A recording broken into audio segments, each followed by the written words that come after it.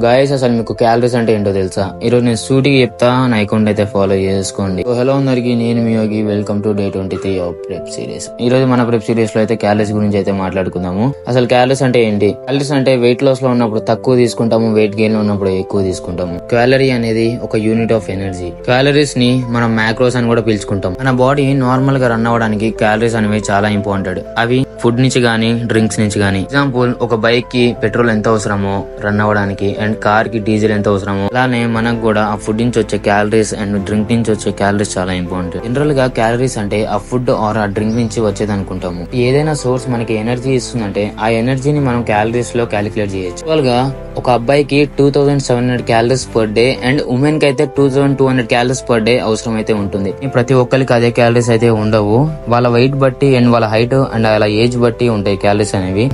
That's all for today guys. By.